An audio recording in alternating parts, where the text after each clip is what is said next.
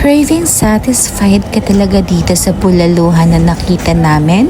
Dito sa may Mr. B, malapit yan sa Quiapo, Manila, sa Quinta Market. May kita mo talagang pinipilahan to ng mga tao. Kaya na-curious na din ako. Meron silang bulalo for 130, bulalord for 250, at bulalo Promax for 480 pesos. So, sinubukan nga namin ang bulalo Promax nila.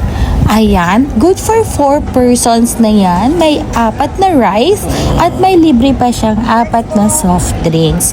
Tikman na natin. Ang sarap-sarap naman yan. Ayan, mapapa-high blood ka talaga dito. Kaya mapapa-only rice ka kasi sobrang dami talaga ng serving. As in legit, na kung ano yung nakikita mo, is ganun kadami talaga yung ibibigay nila sa'yo. Medyo na-disappoint nga lang ako sa soft drinks kasi naubusan daw sila ng yellow. Mabuti na lang merong may jowa na napansin nila nakatingin kami sa kanila kasi bumili si kuya ng yellow. So, binigyan nila kami ng ice. Thank you so much talaga.